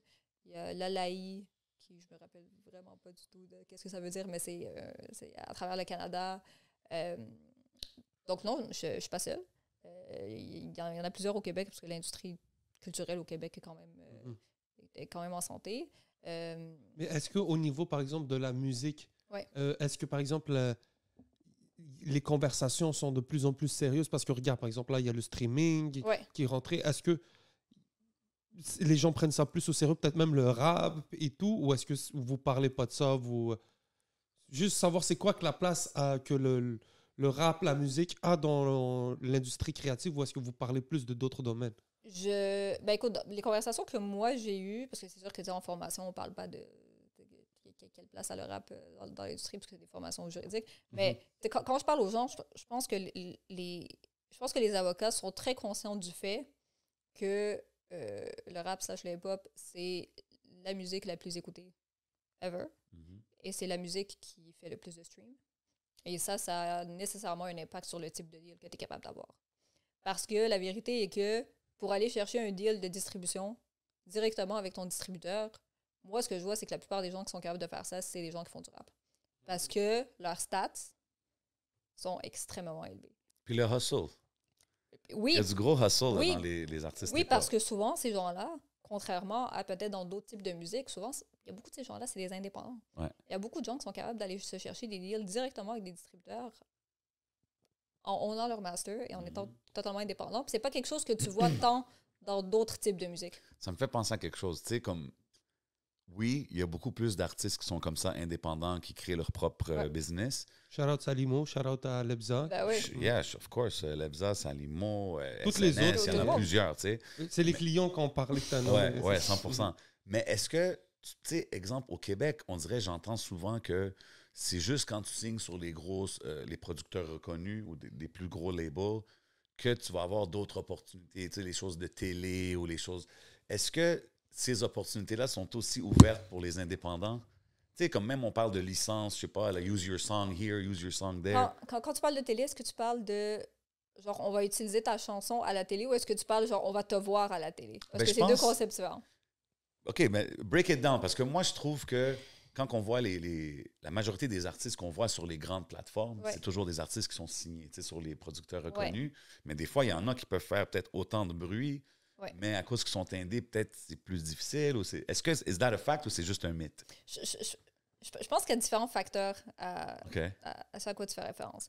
Pour ce qui est de on les voit plus, je pense qu'à la base, au Québec, faire du rap, c'est clairement pas la porte d'entrée pour qu'on te voit à la télévision. Ouch! De base. Puis on le sait, on en voit de plus en plus, mais pendant longtemps, Fair enough. on invitait, tout le monde en parle. Avant Dead Obies, pas grand monde qu'on voyait Tout le monde en parle qui faisait du rap. Tu sais, exemple, un Soulja qui vient de passer à Tout le monde en parle. Soulja, ça fait longtemps qu'il est là, ça fait longtemps qu'il travaille, ça fait longtemps qu'il est un grand... Parlons par exemple Soulja est signé, par contre. Salut, bonjour. Soulja est signé, par contre. Mais il vient d'être... Tu sais, comme on dirait, c'est récemment... Ça fait quelques années, quand même, je pense que Soulja est signé. Ben oui. Ouais, mais disons, c'est Septième Ciel, c'est ça? C'est son premier album avec Septième Ciel qui a sorti? Ah ouais, c'était pas Backstage? Ouais, dites-le-nous dans les commentaires. Mais tu sais, moi, c'est plus pour dire que, OK, puis c'est là qu'il est arrivé sur the big platform que tu vois avoir ces looks-là. Tu sais ce que je veux dire? Oui, absolument. Je pense que quand tu fais du rap, c'est sûr que si ton but, c'est qu'on te voit à la télé, ça va être clairement plus facile si tu es signé. L'autre truc que je vais dire, puis je sais que ça va déranger des gens, mais les rappeurs qu'on voit à la télé traditionnelle sont en grande majorité blancs. Fact. Et je pense que c'est pour ça que c'est extrêmement difficile pour les rappeurs d'ici. C'est que non seulement ils font un type de musique qui n'est pas super facile à faire passer à la télé mainstream. Déjà. Tu commences déjà avec un pied... Exactement, mais en plus, t'as le facteur de la race. Ah ouais, hein, qui fait en sorte que le peu d'élus qu'on va accepter de faire passer à la télé, en grande majorité, ça va être des rappeurs blancs. Damn. Est-ce qu'il y a une alternative à ça? C'est quoi la solution à ça? Écoute, c'est quoi la solution à ça? Je veux pas prétendre avoir de solution à ça parce que j'en ai pas. Mais c'est une réalité. Puis c'est quelque chose qui existe dans l'industrie,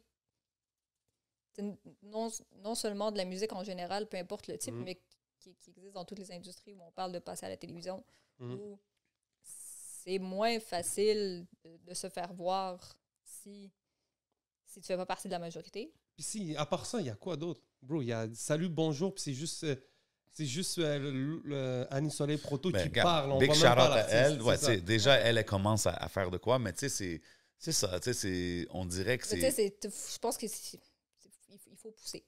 Il faut pousser, puis comme avant, on voyait beaucoup moins de minorités visibles à la télé. Là, on en voit un petit peu plus parce que ça commence à changer. On a poussé, on s'est plaint. Je pense que pour la musique, c'est la même chose. Avant, on voyait pas de rap du tout. Oh ouais, là, ça commence. Là, après, on en a Ça s'en vu, va dans la bonne direction, mais comme mais moi, je dis souvent, il faut pousser. we're still un peu en retard au party, mais it is C'est what sûr. it is. Mais tu sais, il y a des gens qui ont des initiatives superbes. Je pense la radio de Radio-Canada, il y a des émissions de radio de Nicolas Ouellette qui fait des trucs. 100%, big qui shout-out. fait jouer de la musique. Philippe Fémieux qui est passé exactement, ici. qui Yeah. font jouer de la musique extraordinaire, de tout type, de tout genre, de peu importe. Mais c'est sûr qu'il y a moins d'auditeurs à la radio de Radio-Canada qu'il y en a à la télé. 100%. Ou à la radio commerciale. Mais tu sais quoi, Philippe Fémieux nous a dit que justement, un de ses mandats, c'était de, je pense, booster le nombre d'auditeurs. Oui. Puis comme une des façons qu'il a fait, c'était en jouant Absolument. du rap. Tu sais ce que je veux dire? Mais de Absolument. toute façon, comme disons que pour la TV, disons c'est plus blanc. C'est blanc. Désolé, parce que blond, j'ai de la misère à dire mais blanc. Et blanc. Et blanc. Shout out à tous nos Québécois, tout le monde qui nous regarde, on Big est tous love. ensemble. Puis, mais il y a une alternative pour ceux qui sont de minorité, Oui, ça. c'est que il y a l'Europe, il y a la Bien France, sûr. il y a la francophonie. Tu sais, on a le monde aussi qui est ouvert à nous. Puis moi, un peu, l'alternative que je trouve à ça, c'est que, OK, la télé ici, peut-être qu'on nous verra pas, mais avec tout le web, avec tout le streaming Ouais, qui s'en 100%. vient maintenant, Clairement. avec toutes ces plateformes-là, est-ce que ça t'amène par exemple, est-ce que tu as des YouTubers comme clients? Ouais, Est-ce que ça, c'est j'allais te Oui, j'ai des demander. youtubeurs comme clients. OK. C'est quoi les différences, exemple, quand tu représentes un YouTuber ou un musicien? Comme, Ça doit être le c'est-tu YouTube money. sensiblement la même chose? C'est-tu...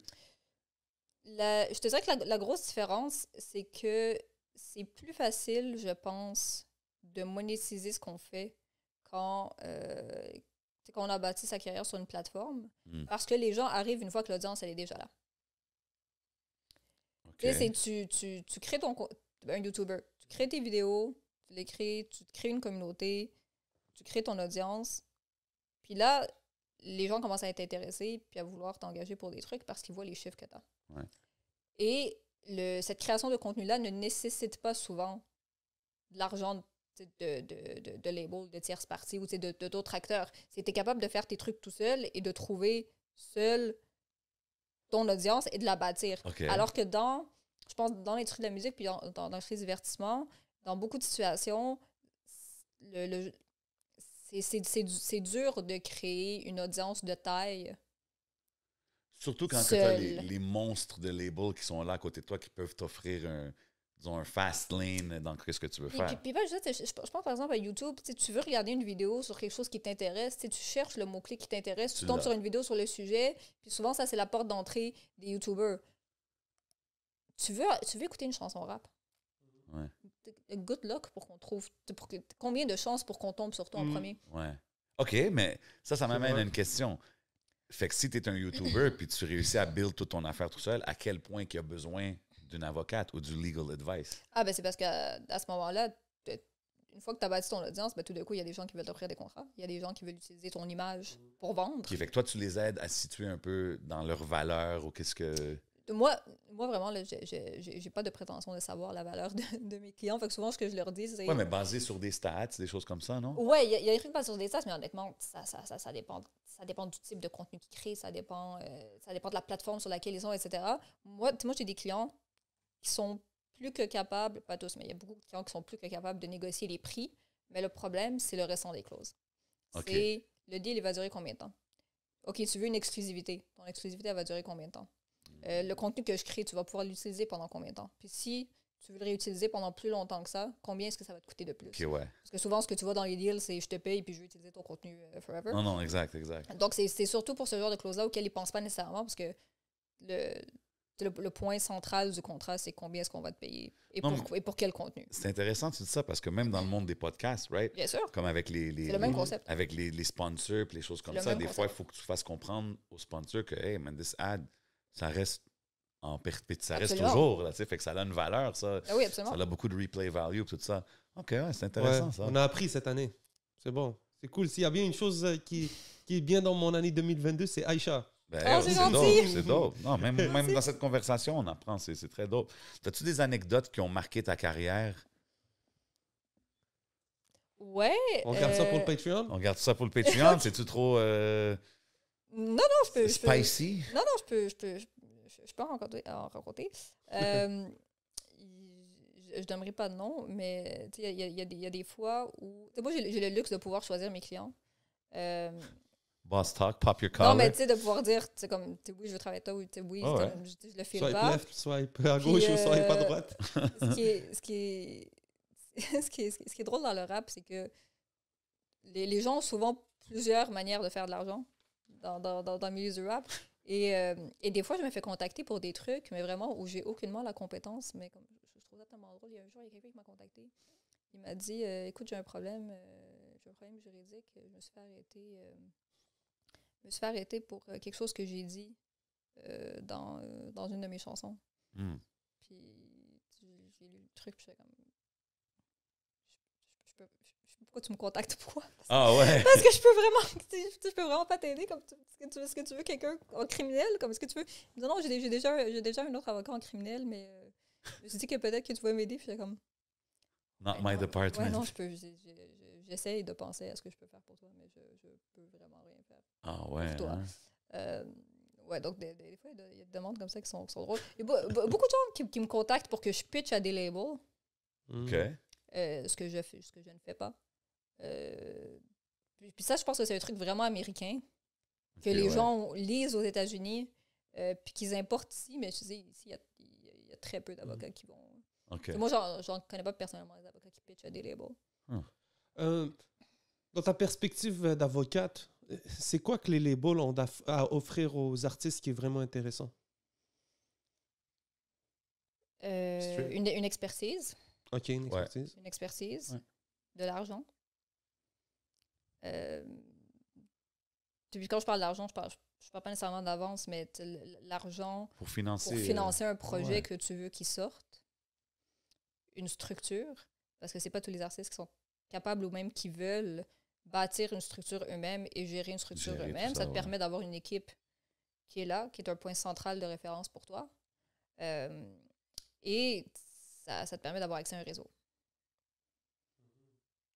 C'est intéressant. Puis tu sais, exemple Zop, je me rappelle quand on parlait avec Mike Zop, lui, c'était une des choses principales qu'il mentionnait, le budget. Il est comme, bro, j'ai mis tellement d'argent sur ma carrière, sur les clips, sur les ça. Maintenant, je deal avec quelqu'un que j'ai pu à me soucier de ça. Fait que, tu sais, Ouais. I guess ça dépend de la personne, qu'est-ce qu'il Absolument, recherche et tout. absolument. Là. Interesting. Puis, tu sais, quand je te parle, tu sembles comme une personne vraiment gentille et C'est tout, gentil. puis t'aides beaucoup dans qu'est-ce que tu fais. Tu Ouais. partages beaucoup de ton knowledge. Est-ce que c'est difficile des fois de séparer, like separate yourself des cas? Parce que, tu sais, c'est une job qui en demande beaucoup, right? Fait que sur le Ouais. mental, des fois, est-ce qu'il faut que tu Ouais. déconnectes des fois, genre? Ouais. Moi, j'ai beaucoup de difficultés avec le unfairness. Donc, Ok, tout, ouais. tu sais, tout ce que je trouve pas équitable, ou les situations que je vois qu'il y a quelqu'un qui prend avantage de quelqu'un, puis ça j'ai toujours comme ça vient me chercher à l'intérieur. Ouais. Puis ça, souvent, tu sais, puis tu sais, mon copain peut en parler, là, ça, souvent, j'en parle pendant plusieurs heures parce que ça vient vraiment me chercher. Ouais. Parce que ça me dérange vraiment quand je vois quelqu'un prendre avantage de quelqu'un. Fait Ouais, que fait que c'est un challenge, ça, genre. c'est vraiment la partie où j'ai de la misère à déconnecter. OK. C'est quoi tes 3 valeurs importantes? La bienveillance, la générosité, puis l'honnêteté. Moi, je pense que tu peux avoir n'importe quel type de relation avec quelqu'un, puis que ce soit une relation de qualité, que ce soit une relation gratifiante, si à la base, il y a de l'honnêteté. OK. I respect it. Puis ça, moi, pour les artistes que je représente, ça, à chaque fois qu'ils m'amènent un contrat, la première chose que je leur demande, c'est comment est-ce que tu as rencontré cette personne-là? C'est le head de ce label-là ou ce manager-là, c'est comment est-ce que tu le connais? Comment est-ce qu'il t'a trouvé? Puis, j'essaie toujours de voir, selon le contrat, est-ce qu'il y a des trucs où je vois que la personne est malhonnête? Ou est-ce qu'il y a des trucs... Parce qu'il y a des situations où tu peux avoir un bon contrat avec une mauvaise personne, ou tu peux avoir un pas super bon contrat avec une très bonne personne. OK, ouais. Et il y a des situations où, tu sais, clairement, j'ai regardé le contrat, j'ai dit au client, ça, c'est un contrat, honnêtement, c'est standard. Il n'y a rien de shady là-dedans, il n'y a rien d'abusif. Mais la personne a 0 expérience. Il y a des trucs shady qui se sont faits. Il y a des trucs où, clairement, on pose des questions, la personne ne répond pas, ou on pose des questions, puis il y a des mensonges qui sont dits, puis c'est même pas caché. Je vois que c'est pas vrai. Et il y a des situations où c'est peut-être pas le meilleur deal, Mais c'est pas un deal abusif, mais tu vois que la relation entre l'artiste et son partenaire potentiel, elle est bonne. Et ça, pour moi, ça vaut plus Je suis qu'un d'accord. deal standard avec quelqu'un que tu vas finir par détester dans 2 ans. Ouais, je suis d'accord. Ça, c'est une chose que j'ai vu beaucoup avec les labels ici. Il y a beaucoup de gens qui restent longtemps avec leur label. Fait que, tu sais, Oui. ça doit vouloir dire aussi quelque chose, tu sais. Parce que, tu sais, on parle Ben, toujours... il y a 2 trucs. Il y a ceux qui sont obligés de rester avec leur label. Oh, shit, OK. Et il y a ceux tu sais, qui sont comme, il faut que je finisse mon contrat, puis c'est ça. Ouais. Puis, mais en effet, il y a beaucoup de belles relations Ouais. entre des artistes et leur label, leur manager, etc. J'ai remarqué ça en parlant aux artistes puis même au label. Ouais, je trouve ça dope. Puis ça, tu peux le voir en regardant, tu sais, c'est quoi le taux de roulement d'un label? Ouais, Ou c'est quoi exactement. le taux de roulement d'un manager? Ça en dit beaucoup. Mais ça, c'est dans tous les business. right? Oui, absolument. absolument. Yeah, yeah. On est-tu good sur le timing? Oui, on a encore un bon 15 minutes. J'ai une couple de questions pour toi. Music industry questions que moi-même, j'essaie sûr. de comprendre, right? Tu sais, on dit toujours aux artistes depuis forever, depuis qu'on parle de la business de la musique, gardez tes masters. Si tu peux être propriétaire de tes masters, garde-les, donne-les pas. Publishing, masters, all that stuff, Ouais. right? Puis on dirait, ces temps-ci, dans l'industrie de la musique américaine, je remarque une nouvelle mode de beaucoup d'artistes qui vendent leur catalogue. Justin Bieber tout à l'heure. Ah, La Bieber nouvelle- l'a fait, right? ouais. Il y a Bieber, Wayne, je pense qu'il a vendu. Il y a David The Guetta. Dream. David Guetta qui a vendu pour je sais pas trop combien de millions son catalogue. Puis qui Mais- recommence à 0. Puis je me demande, comme, au début, j'étais comme, hein, il a vendu ses masters, c'est weird. Là. Mais quand que je vois que tout le monde commençait à le faire, Ouais. je me demande c'est quoi comme le bigger play dans ça. Il doit y avoir quelque chose qui se passe. Là. Ben, il y a 2 trucs. Quand on parle de vendre son catalogue, c'est pas tous les médias qui font la distinction, mais il y a vendre son catalogue niveau master, puis il y a vendre son catalogue publishing. OK.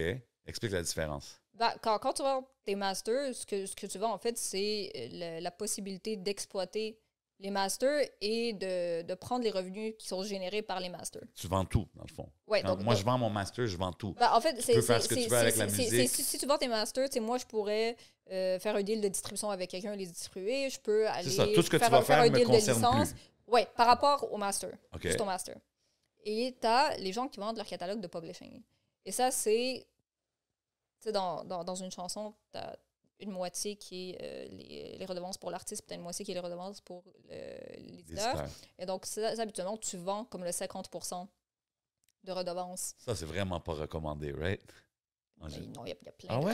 il y a plein de grands artistes qui font ça. Mais le play, c'est quand tu arrives à un stade où le prix qui t'est offert est plus... Et on s'entend le prix qui t'est offert là, Ouais. est plus intéressant que ce que tu vas générer à long terme. Et donc, souvent, ces ventes-là, on les voit plus tard dans la vie de l'artiste, où l'artiste se dit, je vais le prendre là, le 900 millions. Ouais. Comme, je vais le prendre là, Ouais, comme j'ai Bruce. 65 ans, C'est ça. je vais prendre le 900 millions, ça va me prendre je sais pas trop combien d'années avant de recevoir un 900 millions. Non, mais de c'est pour ça, quand redevances. que je vois genre un Bruce Springsteen qui est comme à, je sais pas à quel âge maintenant, là, Ouais. mais comme à la fin de sa carrière, il est rendu grand-papa. Ouais. OK, je vends tout pour 500 millions, merci, Ouais. ciao. I kind of get it, right? Mais quand que je vois des jeunes, des artistes plus jeunes comme Lil Wayne, tu sais, je suis comme, damn, OK, c'est Ben, qui il qui n'est pas achète si tout ça? jeune que ça, les loin. Ben, il est pas... Ouais, non, il y a des entreprises. En fait, il y a des entreprises qui sont spécialisées dans le rachat de catalogues qui font juste ça, racheter des catalogues, puis après ça, Fait que qui ça les veut revendent. dire que quand que exemple, je vais Ouais. utiliser Wayne comme exemple, quand il vend ses masters, ça se peut qu'il vende le master où est-ce que la compagnie a le droit de faire ce qu'ils veulent avec sa musique, mais il va quand même manger s'il garde son publishing. Oui, absolument. C'est ça. Mais s'il vend son publishing, là, il a tout vendu, c'est ben, fini. si tu vois, ben, il te reste quand même un 50% de redevance en tant qu'artiste. OK, so no matter what, tu vas manger un petit... Oui, c'est sûr. Il y a toujours de l'argent qui rentre. Puis il ne faut pas oublier, quand tu vends ton catalogue, tu vends ce qui a été fait en date d'aujourd'hui. Mais après, tu peux continuer Oui, à absolument. faire de la musique. Non, non, Tu sais, je absolument. pense il y avait une entrevue récemment de David Guetta qui, lui, vient de vendre son catalogue. Puis je pense que l'intervieweur lui demandait est-ce que ça te rentrait, est-ce que ça te dérange. Il dit non, il dit moi, je recommence fresh. Il dit, je recommence fresh, puis j'ai vendu mon catalogue, mais mes chansons sont encore mes nouvelles chansons. Mes nouvelles chansons sont numéro 1. C'est pas dans le même style que OK, ce que ça, je faisais c'est incroyable. avant. Il dit c'est pas le même style que ce que je faisais avant, donc là je peux faire ce que je veux. Ouais, mais ça, c'est une Puis- situation très privilégiée parce que beaucoup des artistes, souvent, quand ils vendent, ils sont pas aussi hot qu'ils étaient back in the days. Non, c'est sûr. Ça, c'est un mec qui Un a gars une comme lui, c'est productivité next level, fantastique. OK, Mais- j'ai une autre question par rapport à ça. Parce que, tu sais, j'ai entendu que tes droits... je sais pas c'est quoi, après 30 ans, ça te revient, tes droits? Ou... Ouais, quand tu fais des sessions, là, ça dépend de la juridiction, là, mais quand tu fais des sessions après 25 ans, les droits peuvent... Parce il y a que- un revert. un reversal des droits. Je vois un autre mode dans l'industrie américaine, exemple Ashanti, qui réenregistre ses classiques. Ah, ça, c'est un autre truc. Je vois Alors. beaucoup d'artistes dire comme, tu sais, exemple Ashanti, elle a un beef avec Murder Inc. Fait qu'elle est comme, ciao, je vais aller réenregistrer tous mes classiques que j'ai faits avec toi. Puis là, tout d'un coup, ça lui appartient. On va prendre le meilleur exemple qui est Taylor Swift. Taylor Swift, OK, Et ouais. Taylor Swift qui a fait ça extrêmement récemment, puis qui est très jeune. Dans les clauses, dans les contrats de production, d'habitude, il y a des re-recording clauses. Donc, ce que ça veut dire, c'est, par exemple, pendant 5 ans, après la fin de ton contrat, tu n'as pas le droit de réenregistrer tes chansons. OK. Parce qu'on ne veut pas se ramasser dans une situation où toi, tu réenregistres tes chansons, nous, on pourrait encore exploiter nos masters qui ont cette chanson-là, parce qu'il faut comprendre que tu peux avoir une chanson enregistrée sur plusieurs masters. Mais c'est bizarre, ça. Oui, mais c'est comme ça. La chanson n'est pas dépendante du master. Et donc, quand tu es dans un deal de prod, tu crées un master, tu crées un album sur lequel il y a une chanson. OK. On met une restriction, on dit, disons que c'est un contrat, je sais pas, de 5 albums, 15 ans. On dit, 5 ans après la fin de cet album-là, tu ne peux réenregistrer absolument rien de ce que tu as déjà enregistré sur nos masters. Profiter sur Exactement, sur ça. mais après ça, toi, une fois que la clause elle est expirée, toi, tu peux réenregistrer tes masters. Tu peux réenregistrer tes chansons sur de nouveaux masters. Et c'est ça que Taylor Swift a fait. Taylor Swift, elle a entendu la fin de sa clause de restriction. Puis elle a dit, puis elle avait un gros problème avec son label, ancien manager, etc. Elle dit, moi, je vais réenregistrer mes chansons les plus populaires. Je vais mettre Taylor's version à côté pour que les gens, quand ils vont sur Spotify, Apple OK, Music, c'est ça, j'allais te demander. et puissent faire la différence. OK, Et ça veut dire que... Et elle a une base de fans qui est tellement grande que ses fans, quand ils They're écoutent gonna les go for chansons, Taylor's version. exactement. OK, fait que c'est ça, je me demandais, parce que, exemple, quand ils réenregistrent, puis ça va sur Spotify, quand moi, je vais aller le chercher, je vais voir les deux versions. Ouais. La version de Atlantic Records, puis la version Taylor Swift. Absolument. Puis c'est à elle de faire quelque chose pour que ses fans sachent que ça, Absolument. c'est ma version. Oui. Wow, Puis elle, OK. c'était son moyen de se réapproprier cette situation-là où elle a pas pu... OK, so that's c'est ça qu'elle fait à Shanti aussi. Je me demandais, j'étais comme... Ouais. Mais je comprends pas. En tout cas, puis il y en a plusieurs qui enregistrent, puis c'est comme pas vraiment comme l'original. Ça, c'est Non, mais c'est ça, jamais, un peu c'est jamais comique, hein. exactement comme l'original. Ça, c'est un peu comique, parce qu'il y en a qui prennent vraiment, ils font attention de les faire vraiment Ouais. comme l'original. Puis il y en a d'autres que ça sonne un peu shaky, mais whatever. C'est sûr. Puis il y a des gens que leur voix s'est améliorée aussi depuis le temps, que ça, c'est cool.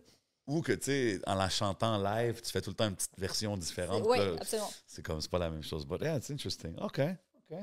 Moi, je suis...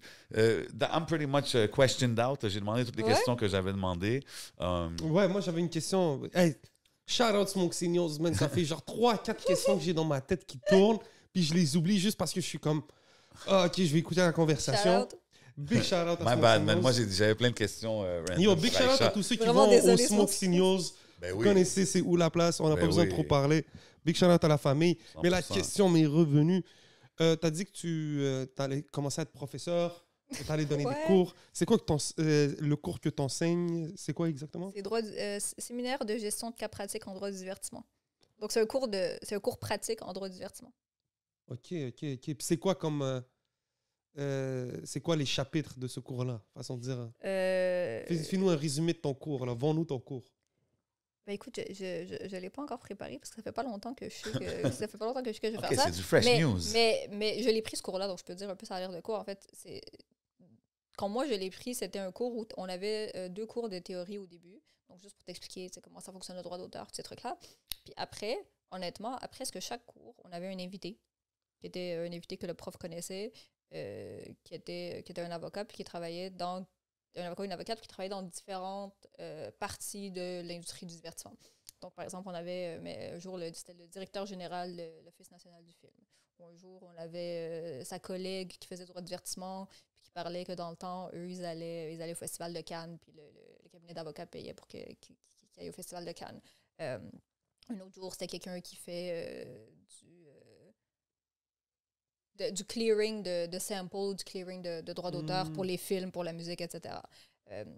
Et à travers ça, tu avais les évaluations qui étaient une partie orale et une partie écrite. Et dans le temps, la première partie orale, c'était... c'est vraiment très innovateur pour ce qu'on faisait dans le temps. C'était une mise en situation et le professeur jouait la personne dans la mise en situation et jouait une personne différente pour chaque groupe. Et tu sais, moi, je me rappelle, mon truc, c'était il faut que tu expliques quelque chose à un client qui est une entreprise et ils ont déjà un avocat à l'interne. Donc, il faut que tu expliques à l'avocat à l'interne comment est-ce que tel truc fonctionne. Puis l'avocat, c'est un mec super arrogant. Puis le prof jouait un avocat arrogant qui n'en avait rien à foutre de toi puis qui pensait que il en savait plus que toi. Puis il jouait un personnage différent pour chaque groupe d'étudiants différents. Fait que c'est vraiment cool de savoir, OK, ça a l'air de quoi parler à un client. Ouais, exact. Comme pour de vrai. Puis là, on était devant la classe, puis on était là, puis on parlait avec le client. Puis la dernière évaluation, c'était une partie encore travail, puis une partie orale où tu faisais une présentation sur le sujet que tu voulais en divertissement. Peu importe le sujet. Puis j'ai assisté à ces webinaires-là dans les dernières années. Il y a des gens qui avaient fait des trucs sur les NFT, il y a des gens qui avaient fait des trucs sur Mike Ward Jeremy, il y a des gens qui avaient fait des trucs sur Taylor Swift. C'est vraiment un cours où, en autant que ça soit sur le divertissement, puis que ce soit une question où il y a un aspect juridique, tu peux faire ton travail sur ce que tu veux. Puis là, je vais en parler avec ma collègue, mais je pense qu'on veut vraiment garder cet aspect-là de...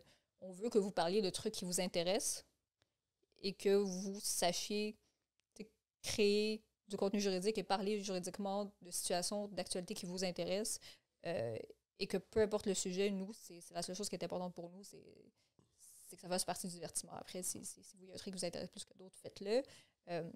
Et aussi de mettre l'emphase sur vraiment la pratique.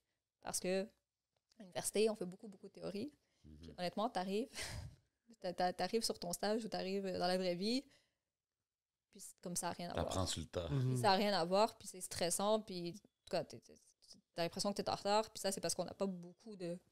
On n'avait pas beaucoup de cours pratiques, du moins, quand moi j'étais là à l'université. Je pense que c'est important d'avoir des vrais cas pratiques, puis si ma collègue est d'accord, moi j'aimerais ça peut-être inviter des clients, puis avoir pas juste la perspective de l'avocat, mais aussi avoir 100%. comme la perspective des artistes. Ah, c'est vraiment nice. C'est vraiment nice. Moi, j'ai une couple de questions du vas-y. public avant qu'on aille au Patreon. Vas-y, mon gars.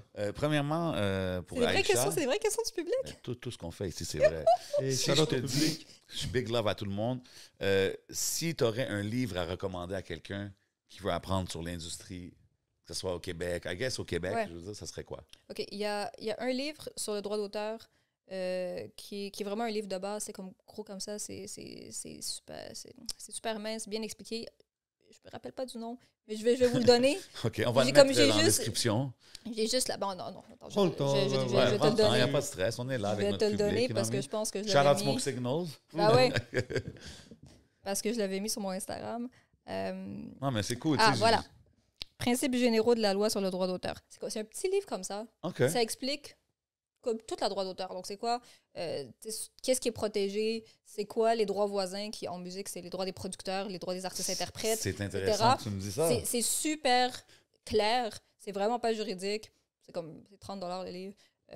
Puis, ça t'explique absolument tout. La deuxième question du public et la dernière que j'ai pour toi, c'était une explication de ce que veut dire neighboring rights, les droits voisins. Oui. Donc, en fait, il y a deux types de droits dans la loi sur le droit d'auteur. Tu as les droits qui appartiennent à l'auteur. Ouais. Mécanique. Et tu as les droits ce qu'on appelle les neighboring rights, qui sont deux types de droits. Tu as les droits sur les bandes maîtresses, donc les droits des producteurs. Ouais. Et tu as les droits des artistes-interprètes. OK. Donc là, on a 3 catégories de personnes. Tu as les auteurs, donc ceux qui littéralement créent l'œuvre. Lui qui a écrit la chanson. Ouais. Ou composé. Composé. Tu as le producteur, donc celui qui finance Qui a payé. les bandes maîtresses, qui est un voisin, donc les droits de ce voisin-là. Et tu as l'artiste-interprète, parce que la personne qui interprète la chanson... Pas toujours lui ou qui l'a l'œuvre, créé. Exactement. Et en fait, on avait souvent ça avant dans l'industrie du divertissement, où souvent les gens qui écrivaient n'étaient pas les gens qui chantaient. Donc eux aussi, ils ont des droits et eux aussi, ils ont des redevances qui sont différentes de ce que tu as à la Ah ouais, Socran. un interprète va avoir des droits d'auteur, genre? Absolument. Si Il y a moi, je vois la- des redevances. Il y a des redevances que Really? tu peux obtenir à travers Artisty. Sur moi, je suis un artiste que j'ai pas écrit la chanson, j'ai pas produit le beat, je suis juste la voix. Si elle joue sur la radio, genre, je peux Absolument. manger. Ah ouais. Absolument. Artisty. Ok. Société de gestion Neighboring collective. rights. Société de gestion collective pour les artistes-interprètes Artisty. Interesting. OK, Nice. man. Donc, ça m'amène à un truc. Si vous êtes auteur, compositeur, interprète, et producteur de vos bandes maîtresses, ben, vous devez vous assurer que vous êtes inscrit à toutes les sociétés de gestion collective parce que sinon, vous laissez l'argent sur la table.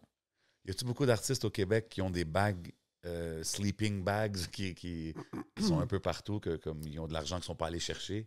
Clairement. Ouais, ouais. Ben, moi, à tous les jours, je rencontre des gens en musique où je leur dis, est-ce que tu es inscrit à Artisty? On me dit non. Est-ce que tu es inscrit à Saproc? Non. Et je dis, est-ce que tu as un producteur? Est-ce que c'est toi qui as les masters? Il dit, ouais, c'est moi. Il dit, je me suis jamais inscrit à Artisty. OK, puis ça, c'est-tu C'est eux qui payent rétroactif? la facture, hein, quand tu les C'est amènes au rétroactif, ça. Jusqu'à un certain niveau. Si moi, ça fait 10 ans que je fais de la musique, puis j'ai quand même des gros numbers, mais je suis pas inscrit à ci ou ça. Bon, je pense que ça dépend de la société de gestion collective, mais c'est rétroactif jusqu'à une certaine limite. Inscrivez-vous. Go get your money. Go get your bags, man. Sous toute je ne me trompe pas. Holler at Vraiment, Aïcha, elle va vous dire où aller chercher Ouais. les bags, puis comment le C'est faire. quoi que t'aimes comme mais- repas? Parce que les gens, là, ils vont devoir t'inviter dans des Ben ouais, restaurants, ils vont va falloir t'inviter dans leur des dire. soupers. moi, la seule chose que je mange pas, c'est de la viande. Mais sinon, je mange tout. Ok. Get that's the good. vegetarian Poisson. menus ready. Poisson, fruits de mer, peu importe l'ethnicité, peu importe. Moi, j'adore. So, guys, payez des bons fruits de mer à Aïcha et Vous allez avoir des à bons chaque fois conseils. qu'on vous man. dit artistique. Non, sérieux, c'est intéressant parce que même nous, en te parlant, on apprend des choses. So, je suis sûr que c'est. Le pire, c'est que la dernière fois que j'ai parlé à un artiste, il m'a invité à manger du sushi. There you go. Vous savez quoi faire. Merci beaucoup d'être passé. Merci for à real. vous. C'était super agréable. C'est vraiment intéressant, man. On essaie de vraiment couvrir tous les côtés de l'industrie, puis je trouve que ça, c'est un côté qui n'est pas vraiment mis de l'avant. Tu sais, puis En peut-être effet, ouais. peut-être que c'est by design aussi, parce que tu sais, peut-être que c'est pas dans l'intérêt de certaines personnes que l'avocate vienne dire un peu comment que ça se passe. But in the end, je Ouais. pense que c'est notre responsabilité de le faire pour les jeunes. On a beaucoup de jeunes qui Ben, si regardent. t'as rien à cacher, normalement, ça devrait être bon qu'une avocate. Si t'as rien à Absolument. cacher 100%. Mais Absolument. tu sais, je parle dans les vieux standards de l'industrie. C'est comme on a toujours vu l'industrie de musique comme ça. So, c'est vraiment dope que tu es venu partager avec nous. Puis ça va continuer au Patreon. Là, on va aller deep. Là, on va voir c'est quel contrat qu'elle a brisé, puis avec quel artiste, puis c'était quoi les chicanes. Y'all know what we're doing. Man, merci beaucoup encore une fois, Aïcha, d'être Merci passée. à vous. Vous savez déjà comment qu'on fait, man, au podcast. Big love à tout le monde qui supporte. Yes, sir. Vous savez, on est où? On est au Hidden Showroom, man. Everything you see is for sale, man. If the price is right, come holler at us. Vous savez déjà qu'est-ce qui se passe. Big shout out Smoke Signals. Dis-leur. C'est votre boy J7. C'est votre boy le 11. Le podcast avec Aïcha Tohri. On s'en va au Patreon. OK.